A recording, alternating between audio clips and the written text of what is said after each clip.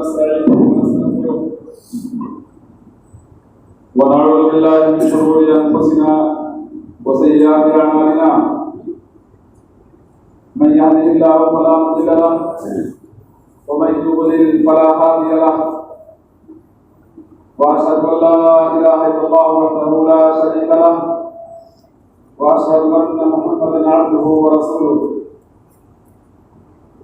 يا أيها الذين آمنوا اتقوا الله حق تقاته ولا تموتن إلا وأنتم مسلمون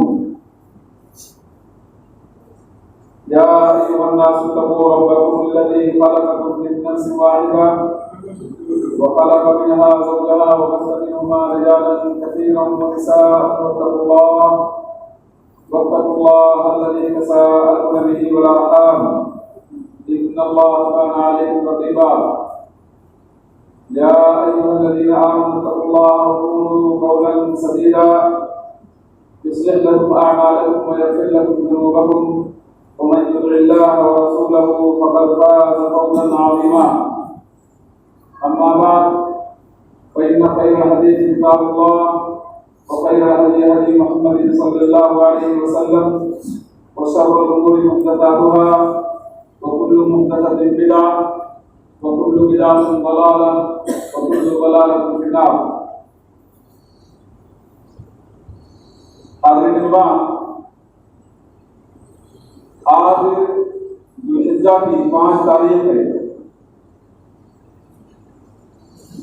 اس کا مطلب یہ ہوا کہ آج کے دن کی تدبیر کے ساتھ ہی انشاءاللہ ہم لوگ ذوالحجہ کے 5 عظیم دن گزار چکے ہوں گے، اور پھر اس سال کے اعتبار سے ہمارے پاس 5 عظیم دن باقی رہ جائیں گے، جو کہ آپ جانتے ہیں کہ سال کے دنوں میں سب سے زیادہ اہمیت کا حامل دن یوم عرفہ ہے. اور عاشورے کے اعتبار سے اگر گفتگو کی جائے تو سب سے عظیم سال کے دنوں میں ذوالحجہ کے 10 ایام ہیں. انہی 10 ایام کے بارے میں اللہ کے رسول صلی اللہ علیہ وسلم سے ابن عباس اور ام سلمہ نے جو روایت نقل کی ہے اس میں آپ نے بیان کیا ما من ایام العمل الصالح فیہن احب الی اللہ من العشر قیل ولا الجهاد في سبيل الله يا رسول الله قال ولا الجهاد في سبيل الله الا ان يخرج الرجل بنفسه وماله فلم يرجع من ذلك بشيء.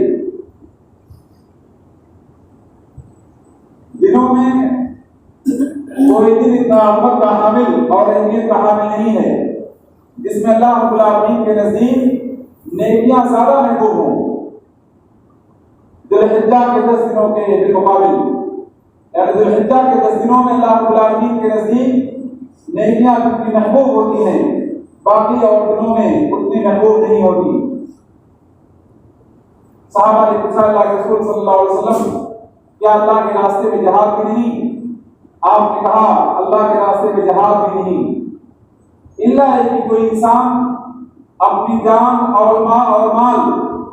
سب کچھ لے کر جائے اللہ کے راستے میں جہاد کرنے کے لیے اور پھر کچھ بھی لے کر واپس آئے، یعنی جامع شہادت نوش کر لے، تو یہ عمل اللہ رب العالمین کی بارگاہ میں ذوالحجہ کے 10 دنوں میں جو اعمال پائے جاتے ہیں ان سے زیادہ محبوب ہوگا. باقی اور کوئی عمل ان 10 دنوں کے اعمال سے محبوب نہیں ہے. یہ اللہ کے رسول صلی اللہ علیہ وسلم کی حدیث کا مفاد ہے. ان ایام کی عظمت کے پیش نظر اللہ کے رسول صلی اللہ علیہ وسلم اور صحابہ کرام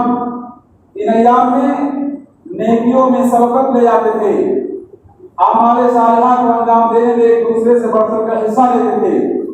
کیونکہ ان ایام میں اللہ رب العالمین نے نیکیوں کی جو شکلیں جمع کرتی ہیں باقی کسی عشرے میں نیکیوں کی وہ شکلیں موجود نہیں ہیں. یعنی ان ایام میں نماز کی ادائیگی، قرآن کی تلاوت کا اہتمام، نفلی روزے کا اہتمام اور اسی کے ساتھ ساتھ اللہ رب العالمین کی بندگی کے جو مختلف طریقے ہیں انہیں انجام دینا، اور اس سے بڑھ کر اس حشر کا آخری دن جسے یوم النحر کہتے ہیں وہ اللہ رب العالمین کی نظر میں انتہائی عظیم دن ہے۔ اس دن قربانی کو پیش کرنا گویا یہاں قربانی کا سال کے اور دنوں میں موجود نہیں ہے، لیکن اس حشر میں اللہ رب العالمین نے اپنی عبادت کے لیے 10 ذی الحجہ کو قربانی کا دن مشروع قرار دیا۔ آپ غور کریں ان ایام میں اعمال صالحہ اللہ رب العالمین کو جو زیادہ محبوب ہیں، تو ہر مسلمان کو اس بات کی کوشش کرنی چاہیے کہ ان ایام کو غنیمت سمجھے، کثرت سے نیکیوں کو انجام دے، تاکہ اللہ رب العالمین کا تقرر حاصل کرنے کے بعد متقیوں میں اپنا شمار کرا سکے۔ اللہ کے رسول صلی اللہ علیہ وسلم نے ان 10 دنوں میں روزہ رکھنے کی جو ہدایت کی ہے اسے ہم 3 خانوں میں تقسیم کر سکتے ہیں۔ پہلی بات تو یہ ہے 10 ذی الحجہ کا روزہ رکھنا شریعت اسلامیہ میں حرام قرار دیا گیا، کیونکہ وہ عید کا دن ہے اور عید کے دن روزہ رکھنا اسلامی شریعت میں حرام کرایا گیا ہے۔ اب باقی جو 9 دن بچتے ہیں ان 9 دنوں میں روزہ رکھنے کے سلسلے میں آپ سبھی اس بات کو جانتے ہیں کہ یوم عرفہ کا روزہ اللہ رب العالمین کے رسول صلی اللہ علیہ وسلم کی زبان مبارک پر جو اس کی فضیلت بیان کروائی وہ فضیلت یہ ہے صوم یوم عرفہ آنی تکفر السنہ التي قبلها والسنہ التي بعدها۔ عرفہ کے ایک دن کا روزہ مجھے یقین اللہ رب العالمین کی راہ سے کہ ایک سال گزشتہ اور ایک سال آئندہ گناہوں کا کفارہ ہے۔ اللہ کے رسول صلی اللہ علیہ وسلم عرفہ کے دن کے روزے کا اہتمام کرتے تھے اور صحابہ کرام کی زندگی میں یہ اہتمام بدرجہ تک موجود ہوتا تھا، اور اس وقت سے لے کر آج تک اگر مسجد نبوی اور خانہ کعبہ میں آپ جائیں تو آپ کو پتہ چلے گا کہ عرفہ کے دن شام کو مغرب کی نماز سے پہلے افطار کے لیے دسترخوان کا جو اہتمام ہوتا ہے، دسترخوان کا اہتمام دیکھ کر انسان محسوس کر سکتا ہے کہ بڑی تعداد کے لوگ عرفہ کے دن کا روزہ رکھنے کی کوشش کرتے ہیں۔ صورت معلوم ہوا کہ عرفہ کے دن کے روزے کی بڑی فضیلت ہے۔ 9ویں ذی الحجہ کے روزہ کی فضیلت ایسے انسان کو حاصل ہوگی جو انسان اس دن کا روزہ رکھنے کی کوشش کرے۔ یہ دن اسلامی تاریخ کا عظیم ترین دن ہے۔ اس دن کے بارے میں نبی صلی اللہ علیہ وسلم بیان کرتے ہیں کہ اللہ رب العالمین آسمان دنیا پر نزول فرماتا ہے، اور آسمان دنیا پر نازل ہونے کے بعد عرفہ کے میدان میں جمع حاجیوں کی تعداد، ان کی زبان سے توحید کے کلمات کا بلند ہونا اور شرک سے بیزاری کا اعلان، یہ تمام کی تمام چیزیں ایسی ہیں جو انسانوں کے لیے بڑی کامیابی کی ہیں، اور انسانوں کی اعمال کی بنیاد پر اللہ رب العالمین فرشتوں پر ان انسانوں کی وجہ سے فخر دکھلاتا ہے اور اس بات کا اعلان کرتا ہے کہ میرے یہ بندے اس عظیم موقف میں جمع ہو کر اللہ میری تکبیر کے کلمات کو بلند کرتے ہیں، میری وحدانیت کا اقرار کرتے ہیں اور شرک سے بیزاری کا اعلان کرتے ہیں۔ اللہ بندوں کے لیے اللہ رب العالمین عظیم ترین انعام تیار کرتا ہے۔ اور آپ یہ بھی جانتے ہیں کہ عرفہ کے دن شیطان جس قدر رسوا اور ذلیل ہوتا ہے، جس قدر اپنے آپ کو کمتر سمجھتا ہے، شرمندگی کا احساس کرتا ہے، سال کے باقی دنوں میں اسے شرمندگی کے احساس، کمتری کا احساس نہیں ہوتا۔ یہ بڑی عظیم فضیلت ہے اس دن کے بارے میں، لہذا مطلق طور پہ بات کہنا صحیح ہے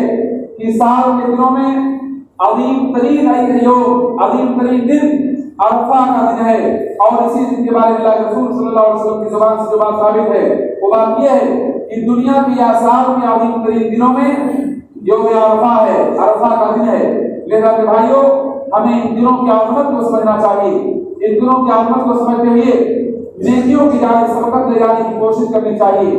آپ جانتے ہیں کہ قربانی کا عمل صرف جانور کو ذبح کر کے گوشت کھانا اس کا مقصد نہیں ہے، بلکہ قربانی کا بنیادی مقصد روئے زمین کی سب سے پہلے قربانی جو زمین پر واقع ہوئی، جسے آدم کے 2 بیٹوں نے پیش کیا تھا اللہ رب العالمین کے حکم کے ذریعے، ان دونوں میں سے ایک کی قربانی قبول ہوئی تھی لیکن دوسرے کی مقبول نہ ہو سکی۔ اس قربانی کی قبولیت کے بعد اللہ رب العالمین نے کہا تھا انما يتقبل الله من المتقين، یقینی طور پر اللہ رب العالمین متقیوں کے عمل کو قبول کرتا ہے۔ تفصیل سے بیان کرنے کا میرے پاس وقت نہیں، لیکن اختصار کے ساتھ آپ یہ بات سنتے چلے کہ دونوں بیٹوں کو جب قربانی پیش کرنے کا وقت آیا تو ایک نے معمولی قربانی کے عمل کو معمولی سمجھ کر، اسے حقیر سمجھ کر معمولی قسم کا نذرانہ اللہ کی بارگاہ میں پیش کرنے کی کوشش کی، جبکہ دوسرے انسان نے اللہ کی عظمت کا اعتراف کرتے ہوئے اللہ کی بارگاہ میں اپنا بیش قیمت سرمایہ پیش کرنے کی کوشش کی تھی، اور اسی بات کو اللہ رب العالمین نے قرآن بیان کیا، لن تنالوا البر حتى تنفقوا مما تحبون، یاد رکھو ہرگز تم لوگ نیکی نہیں پا سکتے جب تک اللہ کی بارگاہ میں اپنی محبوب ترین چیز کو پیش نہ کر دو۔ تو اللہ رب العالمین ہم مسلمانوں سے اس بات کا مطالبہ کرتا ہے کہ ہم لوگ اپنی شرح صدر کے ساتھ، پوری رضامندی کے ساتھ، اطمینان اور سکون کے ساتھ اللہ رب العالمین کی بارگاہ میں اپنے پیسے کو خرچ کریں، اپنے مال کا عطیہ پیش کرتے ہوئے قربانی کے جانور کو بہتر سے بہتر خریدنے کی کوشش کریں۔ لیکن یاد رکھو قربانی کے جانور کو بہتر بنانے کا مطلب فخر و مباحات نہ ہو، ریا و نمود نہ ہو، بلکہ اللہ رب العالمین کی رضا آپ کا مقصود و مطلوب ہو۔ اگر یہ بات ہماری زندگی میں پائی گئی تو یقیناً یہ چیز قربانی کے قبول ہونے کی علامت اور دلیل ہوگی۔ قربانی کے جانور کے بارے میں اللہ کے رسول صلی اللہ علیہ وسلم کی بیان کردہ حدیث میں 4 عیوب ایسے ہیں جن میں سے کسی آیت کا پایا جانا قربانی کے لیے عدم جواز کی سرٹیفکیٹ ہے، یعنی ایسا جانور قربانی میں ذبح نہیں کیا جا سکتا۔ اس کے بارے میں اللہ کے رسول صلی اللہ علیہ وسلم نے کہا اربعۃ لا تجوز فی الاضاحی، 4 طرح کے عیوب قربانی کے جانور میں قابل قبول نہیں۔ پہلا ہے جس کے بارے میں اللہ کے رسول صلی اللہ علیہ وسلم نے کہا ایسا جانور جو اندھا ہو، جس کا اندھاپن بالکل واضح ہو، اور ایسے وہ جانور جو لنگڑا ہو، جس کا لنگڑاپن بالکل واضح ہو، اور ایسے وہ بیمار جانور جس کی بیماری واضح ہو، اور اسی کے ساتھ چوتھا ہے جس کو رسول نے بیان کیا اتنا کمزور اور لاغر جانور جس کے گودے کا ہڈی کا پتہ نہ ہو، بالکل لاغر قسم کا جانور۔ تو اگر ان 4 عیوب میں سے کوئی عیب کسی کے قربانی کے جانور میں موجود ہے تو اسے یاد رکھنا چاہیے کہ ایسے جانور کی قربانی اللہ رب العالمین کی بارگاہ میں قابل قبول نہیں ہے۔ ضروری نہیں ہے کہ عیب پہلے سے موجود ہو، بلکہ جس وقت آپ قربانی کا عمل انجام دیتے ہیں اگر اس وقت ان عیوب میں سے کوئی عیب موجود ہے تو آپ یاد رکھو یہ قربانی نہیں بلکہ عام گوشت ہوگا، عام ذبیحہ ہوگا، کیونکہ اسلامی شریعت میں جن جانوروں کو آپ ذبح کرتے ہیں ان کو 3 ناموں سے بالعموم یاد کیا گیا ہے۔ پہلا جانور جسے حاجی مینا کے میدان میں اللہ کی رضا کے لیے ذبح کرتا ہے اسے حاجی کا نام دیا گیا، اور مینا کے علاوہ دنیا کے کسی بھی خطے میں مسلمان اللہ رب العالمین کی رضا کے لیے مخصوص ایام میں گنتی کے ایام میں جس جانوروں کو ذبح کرتا ہے اسے اسلامی شریعت میں اضحیہ کا نام دیا جاتا ہے، جسے آپ اپنی زبان میں قربانی کا نام دیتے ہیں۔ اور اس عبادت کے لیے اللہ رب العالمین نے جس وقت کی تخصیص کی ہے وہ وقت یہ ہے کہ 10ویں ذی الحجہ کو عید الاضحیٰ کی نماز سے فراغت کے بعد سے لے کر 13 ذی الحجہ کی شام تک رات اور دن دونوں میں اس قربانی کی عبادت اور عمل کو انجام دیا جانا اسلامی شریعت میں ثابت ہے۔ معلوم یہ ہوا کہ قربانی کا یہ عمل اللہ کی بارگاہ میں انتہائی مقدس اور معتبر ہے، اور اسی عمل کے بارے میں اللہ کے رسول صلی اللہ علیہ وسلم نے ہم مسلمانوں کو حکم دیا فصل لربک وانحر، مسلمانوں کو آپ غور کیجیے قربانی کے بارے میں بہت سارے لوگ سوال کرتے ہیں کہ ہر گھر والوں پر قربانی ہے یا نہیں ہے، یا گھر کے تمام افراد کی جانب سے قربانی کی جائے یا کیا صورتحال ہے۔ اس سلسلے میں اگر آپ احادیث کے ذخیرے پر نظر رکھیں تو آپ کو بات معلوم ہوگی کہ اللہ کے رسول صلی اللہ علیہ وسلم نے اعلان کر دیا ہے علی کل اہل بیت فی کل عام اضحیہ، ہر گھر والوں پر ہر سال اللہ رب العالمین نے قربانی کو فرض قرار دیا۔ اب اس حدیث کے ساتھ اگر آپ دوسری حدیث کو سمجھتے چلیں جس میں اللہ کے رسول صلی اللہ علیہ وسلم نے اعلان کیا تھا من وجد صاما فلم یضحی فلا یتقبل صلانا، جو شخص صام کے ہوتے ہوئے قربانی نہ کرے ایسے انسان کو چاہیے کہ اپنے گھر میں بیٹھا رہ جائے اور ہماری عیدگاہ میں قریب نہ آئے۔ ان دونوں احادیث کا مفاد یہ ہے کہ جس شخص کو اللہ رب العالمین نے قربانی کے جانور کو خریدنے کی طاقت دی ہو ایسے انسان کو قربانی کرنا چاہیے، اور اگر وہ قربانی نہیں کرتا تو اس حدیث کے اعتبار سے وعید میں شامل ہوگا۔ بہرصورت ہر اہل خانہ پر ہر سال اللہ رب العالمین نے ایک قربانی فرض قرار دی ہے، لہذا اگر کسی گھر میں ایک قربانی ہے تو پورے گھر والے اس قربانی میں شامل اور شریک ہوں گے۔ کیوں؟ اس لیے کہ بخاری کی روایت کے مطابق اللہ کے رسول صلی اللہ علیہ وسلم کے پاس جب میٹھا آیا گیا خوبصورت قسم کا، آپ نے اسے ذبح کرتے ہوئے کہا تھا اللہم تقبل عنی وعن اہلی، اے اللہ رب العالمین تو اس کو میری جانب سے اور میرے اہل کی جانب سے قبول کر۔ اور دوسری حدیث میں اللہ کے رسول صلی اللہ علیہ وسلم نے میرے کو ذبح کرتے ہوئے کہا تھا کہ اللہ رب العالمین نے اس کو میری جانب سے اور میری امت میں ان تمام افراد کی جانب سے قبول کر جنہوں نے قربانی نہ کی ہو۔ یہ نبی کی خصوصیت ہو سکتی ہے کہ نبی قوم کا امت کا باپ ہوا کرتا ہے، لہذا نبی صلی اللہ علیہ وسلم نے پوری امت کی جانب سے ایک میڑا قربانی میں پیش کیا، لیکن امت کے کسی دوسرے فرد کو یہاں حاصل نہیں کہ ایک جانور میں اپنے آپ کو شامل کرتے ہوئے اپنے اہل خانہ کو شامل کرے اور پوری قوم کو شامل کر لے، ایسا کسی انسان کے لیے جائز اور روا نہیں ہے۔ ہاں، اسلام نے ہمیں جو حق دیا ہے وہ حق یہ ہے گھر کا گاردن اپنے قربانی کے جانوروں میں اپنے آپ کو شامل کرتے ہوئے گھر کے دیگر افراد کی شمولیت کو روا رکھ سکتا ہے۔ یہ قربانی کے جانور کے تعلق سے کم سے کم بات ہوئی جو کفایت کے درجے میں ہے۔ ہاں، اگر کسی شخص کے پاس اللہ نے مال دولت کی فراوانی دی ہو تو ایسا شخص ایک سے زائد قربانی ذبح کرنے کا حق رکھتا ہے، اور قربانی کے ذبح کرنے کا جو مقصد ہے اس مقصدیت کو پورا کرتے ہوئے ہم میں سے ہر شخص کو قربانی کے جانوروں کو کثرت سے ذبح کرنے کی کوشش کرنی چاہیے، کیونکہ اللہ کے رسول صلی اللہ علیہ وسلم سے پوچھا گیا کہ ان ایام میں سب سے زیادہ محبوب اور پسندیدہ اعمال کون سے ہیں؟ تو آپ نے جواب دیا تھا افضل الحج العج والسجو، سب سے بہترین حج وہ ہے جس میں کثرت سے خوب ڈے لگائے، قربانی کی جائے اور کثرت سے تکبیر کے کلمات کو بلند کیا جائے، پیش کیا جائے۔ اسلامی بھائیوں، قربانی کے بارے میں آپ جانتے ہیں کہ بہت ساری غلط فہمیاں ہم مسلمانوں کی زندگی میں پیدا ہو رہی ہیں، اور ان غلط فہمیوں کو اپنے دین کا درجہ دے دیا ہے۔ ان غلط فہمیوں میں سے ایک غلط فہمی یہ ہے کہ قربانی کے گوشت کو 3 حصوں میں تقسیم کرنے کا مسئلہ۔ دراصل بعض مفسرین نے قرآن آیات کی بات تفسیر میں اپنے اجتہاد سے بات پیش کی ہے کہ قربانی کے گوشت کو 3 حصوں میں تقسیم کر دیا جائے، ورنہ اگر قرآن آیات کو نبی صلی اللہ علیہ وسلم کی احادیث پر غور کیا جائے تو 3 حصوں میں قربانی کے گوشت کو تقسیم کرنے کی بات بے بنیاد ہے، اس کا کوئی ثبوت نہیں ہے۔ زیادہ سے زیادہ بات یہ ہے کہ قربانی کے گوشت کو آپ خود کھائیے، اپنے قریبی رشتہ داروں کو، پڑوسیوں کو کھلائیے،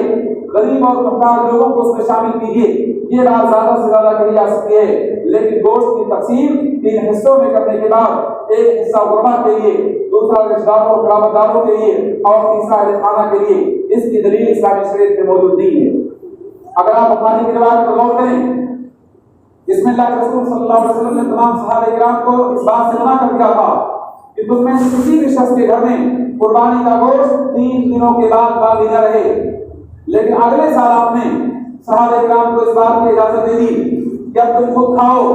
اور ذخیرہ اندوزی کرو۔ میں نے گزشتہ سال تمہیں قربانی کا گوشت اپنے گھروں میں باقی رکھنے سے جو منع کیا تھا، اس کی علت اور وجہ یہ تھی کہ مدینے میں بہت سارے وفود آئے تھے اسلامی تعلیمات کے لیے، ان کی ضیافت کا تقاضا یہ تھا کہ ان کی ضیافت کی جائے، ان کی تقریب کی جائے، لہذا میں نے تمہیں منع کر دیا تھا کہ تم قربانی کے گوشت کو 3 دنوں سے زیادہ اپنے گھروں میں اسٹور رکھو۔ لیکن اب تم اگر جمع کرنا چاہتے ہو تو جمع کرو اور کھانا چاہتے ہو کھاؤ۔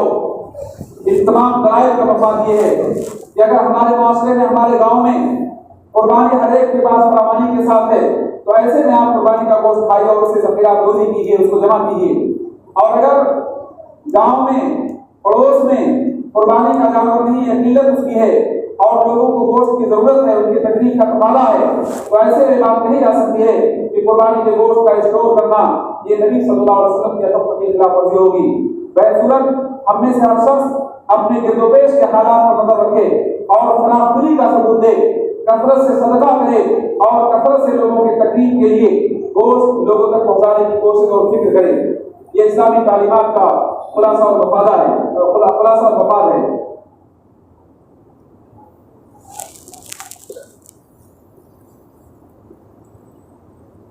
اسلامی بھائیوں، ان دنوں میں کچھ ایسے اعمال ہیں جن اعمال کو انجام دینا انتہائی سہل ہے اور ان اعمال کی بڑی فضیلت ہے۔ ان اعمال میں تکبیر کے کلمات کو بلند کرنا ہے، اور آپ جانتے ہیں کہ تکبیر کے کلمات کو بلند کرنے کے سلسلے میں یا تو آپ صحابہ کرام کی زبان پر وارد معصور تکبیرات کو اپنی زبان سے ادا کریں اور پیش کریں، یا پھر اللہ رب العالمین کی عظمت اور کبریائی کے لیے جو آپ کے پاس بہتر الفاظ ہو اور آپ کے پاس بہتر تعبیر ہو، اس تعبیر کے ذریعے بھی آپ اللہ رب العالمین کی تکبیر کو پیش کر سکتے ہیں۔ اللہ اکبر، اللہ اکبر، لا الہ الا اللہ، اللہ اکبر، اللہ اکبر للہ الحمد، یا اللہ اکبر، اللہ اکبر کبیرہ۔ اس کے علاوہ اور بھی تکبیر کے کلمات ہیں، ان تکبیر کے کلمات کو کثرت سے پیش کرنا یہ ہماری زندگی میں مطلوب ہے۔ ذوالحجہ کے پہلے عشرے میں اور پھر خصوصاً 9 ذوالحجہ سے لے کر 13 ذوالحجہ کی شام تک، لیکن ان تکبیرات کے بارے میں آپ یہ بات جان لیں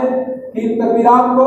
کسی وقت کے ساتھ مقید کرنا، کسی وقت کے ساتھ خاص کرنا، مثلا کہ صرف فرض نمازوں کے بعد آپ ان تکبیرات کے کلمات کو ایک مرتبہ پڑھ لیں، باقی نہ پڑھیں، یہ تخصیص اور وقت کی پابندی اسلامی شریعت میں ثابت نہیں، لہذا ہمیں تخصیص کے بغیر، وقت کی پابندی کے بغیر جتنا ممکن ہو سکے تکبیر کے کلمات کو بلند کرنے کی کوشش کرنی چاہیے۔ آپ نے بات بارہا سن رکھا ہوگا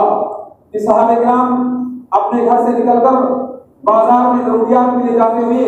تکبیر کے کلمات کو بلند آواز میں پڑھتے تھے تاکہ دوسروں کے لیے بھی رغبت ہو اور دوسروں کو بھی اس کی دعوت پیش کی جا سکے، جو سنت آج ہمارے زمانے میں مطلوب ہے۔ لہذا ہمیں چاہیے کہ ہم تکبیر کے کلمات کو کثرت سے پیش کرنے کی کوشش کریں، کیونکہ جتنی زیادہ ہم تکبیر کے کلمات کو اپنی زبان سے ادا کریں گے اتنی مرتبہ اللہ رب العالمین کی وحدانیت کا اقرار ہوگا، اور اگر اس کے معنی کو سمجھ کر آپ اس کو اپنی زبان سے ادا کریں تو یقینی طور پر شرک سے بیداری کا اعلان اور اظہار بھی آپ کی طرف سے ہوگا۔ میرے بھائیو، عید الاضحیٰ کی نماز اور عید الفطر کی نماز میں وقت کے اعتبار سے اور فعل کے اعتبار سے کچھ بنیادی فرق ہے، اس فرق کا بھی ہمیں لحاظ کرنا ہوگا۔ آپ جانتے ہیں کہ اللہ رسول صلی اللہ علیہ وسلم عید الاضحیٰ میں بغیر کچھ کھائے ہوئے جاتے تھے، اور آپ یہ بھی جانتے ہیں کہ اللہ رسول صلی اللہ علیہ وسلم عید الاضحیٰ کی نماز عید الفطر کے بالمقابل کچھ سویرے پڑھا کرتے تھے، یعنی جب سورج مکمل طور پر طلوع ہو جائے، سورج کے طلوع ہو جانے کے بعد عید الاضحیٰ کی نماز پڑھنا یہ اللہ رسول صلی اللہ علیہ وسلم کی سنت سے ثابت ہے۔ ہمارے گاؤں اور علاقوں میں عام طور پر ہم لوگ عید الاضحیٰ کی نماز یا عید الفطر کی نماز مؤخر کرتے ہیں، لیٹ پڑھنے کی کوشش کرتے ہیں، بہت سارے حجت پیش کرتے ہیں، بچے تیار کیسے ہوں گے، عورتیں کیسے تیار ہوگی، سب کا اتنے پہلے پہنچ پانا ممکن کیسے ہوگا۔ آپ سوال کریں کہ جب اللہ کے رسول صلی اللہ علیہ وسلم نے اس نماز کو سورج کے طلوع ہونے کی بعد ہی پڑھ لیا، پھر نبی صلی اللہ علیہ وسلم کے زمانے میں جو اسباب اور وسائل فراہم تھے، آپ کے زمانے آپ کے گھروں میں ان سے زیادہ وسائل فراہم ہیں، لہذا اگر آپ وقت کی عظمت کو سمجھتے ہو اور نماز کے وقت کی اہمیت کو سمجھتے ہو تو یقینی طور پر اپنے آپ کو تیار کر سکتے ہیں، لیکن اگر آپ وقت کی عظمت اور اہمیت کو نہیں سمجھتے تو پھر آپ کے جو بھی وقت مقرر کیا جائے آپ اس میں اپنے آپ کو تیار کرنے پر قادر نہیں ہو سکیں گے۔ اس لیے اسلامی حکم کے تابع اپنے آپ کو بناؤ، اپنا تابع اسلامی حکم کو بنانے کی کوشش سے باز آ جاؤ۔ پھر بھائیو، مجھے یقین ہے کہ اس مسجد کے لوگ انشاءاللہ عید الاضحیٰ کی نماز مناسب وقت پر اور نبی صلی اللہ علیہ وسلم نے جس وقت نماز پڑھی ہے اس کو پڑھنے کی کوشش کریں گے۔ میں سمجھتا ہوں کہ میری ماں اور بہنیں جو میری بات سنتی ہیں وہ بھی انشاءاللہ عید الاضحیٰ کے لیے اپنے آپ کو فجر سے پہلے تیار کر لیں گی تاکہ بغیر کسی تاخیر کے وقت مقرر پر عید کی نماز ادا کی جا سکے اور لوگوں کو نبی صلی اللہ علیہ وسلم کی سنت کا شرف حاصل ہو جائے۔ آپ جانتے ہیں کہ قربانی کے سلسلے میں بہت سے لوگوں نے حماقت اور جہالت کی بنیاد پر یہ فتویٰ پیش کر دیا کہ دیہات میں لوگ عید کی نماز پڑھنے سے پہلے قربانی کر سکتے ہیں، جبکہ شہر کے لوگوں کو اس بات کی اجازت نہیں دی گئی۔ نہ جانے کہاں سے دیہات اور شہر کی تفریق کی گئی، جبکہ اسلامی شریعت میں اس تفریق کی کوئی گنجائش نہیں، بلکہ اسلامی شریعت اس کے برخلاف دلیل پیش کرتی ہے۔ اللہ کے رسول صلی اللہ علیہ وسلم کے زمانے میں ایک صحابی نے اپنی قربانی کے جانور کو نماز سے پہلے ادا کر دیا، اور جب نبی صلی اللہ علیہ وسلم عید کی نماز سے واپس آئے تو آپ کی ضیافت میں قربانی کا گوشت پیش کیا گیا۔ آپ نے سوال کیا اتنے پہلے قربانی کا گوشت کیسے ملا؟ صحابی نے کہا اللہ کے رسول صلی اللہ علیہ وسلم کے جانے سے پہلے ہی میں نے ذبح کر دیا تھا۔ آپ نے کیا بیان کیا؟ آپ نے کہا من ضحى قبل الصلاة فإنما هو طعام قدمه لأهله ومن ضحى بعد أن يصلي فقد أصاب سنة المسلمين۔ جس شخص نے نماز سے پہلے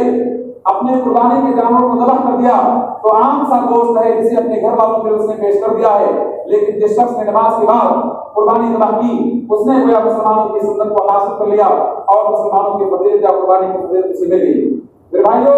بہت ساری باتیں ہیں قربانی کے تعلق سے۔ عام طور پر ایک بات مشہور ہے کہ قربانی کے جانور کے ہر بال کے بدلے نیکی اور ثواب ہے، شاید آپ نے بھی اسے استعمال کیا ہو۔ اس سلسلے میں ابن ماجہ کی روایت پیش کی جاتی ہے جس میں صحابہ کرام کے بارے میں یہ بات پیش کی گئی کہ صحابہ نے پوچھا اللہ کے رسول صلی اللہ علیہ وسلم ہذه الاضاحی، یہ قربانی کیا ہے، یعنی اس کی فضیلت کیا ہے؟ تو اللہ کے رسول صلی اللہ علیہ وسلم نے کہا هذه سنت ابی ابراہیم، یہ تمہارے باپ ابراہیم کی سنت ہے۔ صحابہ نے کہا اللہ کے رسول صلی اللہ علیہ وسلم ہمارے لیے اس میں کیا ہے؟ تو آپ نے جواب دیا تمہارے لیے ہر بال کے بدلے نیکی ہے۔ اور پھر صحابہ نے سوال کیا کہ اللہ کے رسول صلی اللہ علیہ وسلم جانوروں کی دو قسمیں ہیں، ایک بال کے جانور اور دوسرے اونٹ کے جانور سے آپ دبا کرتے ہیں، تو دبے میں ہمارے لیے کیا ہے؟ آپ نے کہا ہر اونٹ میں جو بال ہیں ان کے بدلے بھی ایک نیکی ہے اور ان کے بدلے بھی نیکی ملے گی۔ میرے بھائیوں، جو چیزیں فضیلت کی نبی کی زبان پر وارد نہ ہوئی ہو یا جن کا ثبوت نبی صلی اللہ علیہ وسلم کی زندگی میں نہ ہو، اسے بیان کرنا، اس کا عقیدہ رکھنا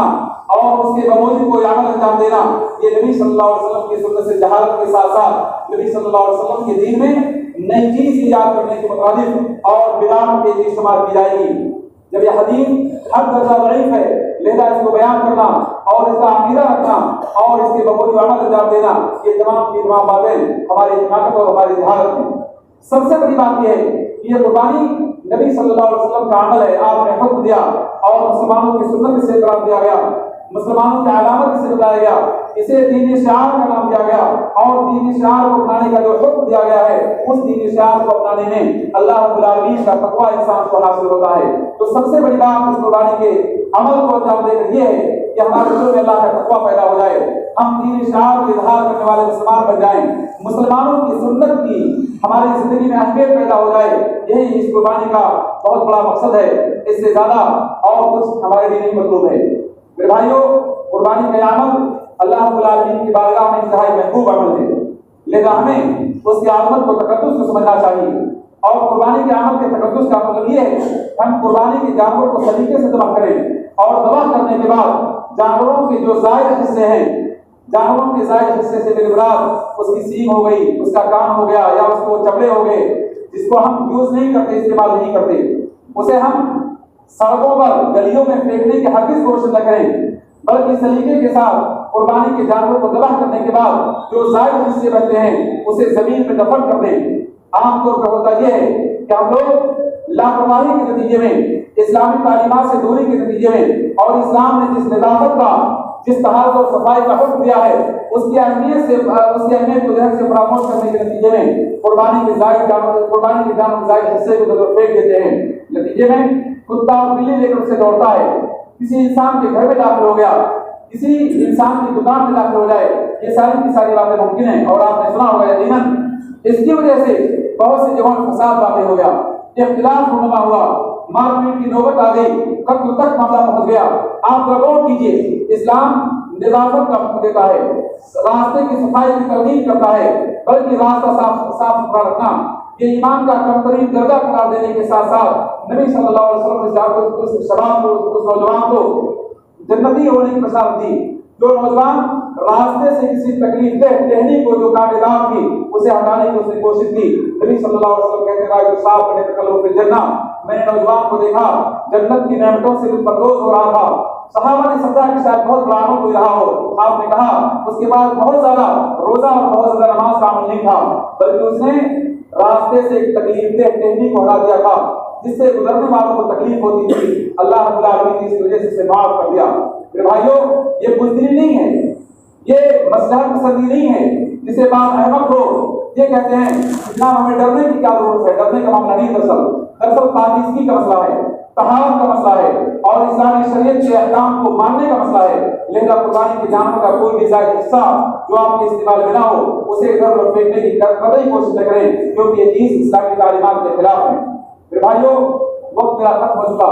ایک آخری بات ایک منٹ کے لیے، قربانی کے جانور کا چمڑا کوئی شخص خود بیچنے کی کوشش نہ کرے، یعنی جس انسان کے گھر قربانی ہو وہ شخص اپنی قربانی کے چمڑے کو خود سے بیچنے کی کوشش نہ کرے۔ جیسے گوشت کو نہیں بیچ سکتا ایسے چمڑا وہ خود نہیں بیچ سکتا، جیسے گوشت کو کسی کو دے سکتا ہے ایسے وہ چمڑا کسی کو دے دے۔ اب جس کو دے دیا آپ نے وہ بیچے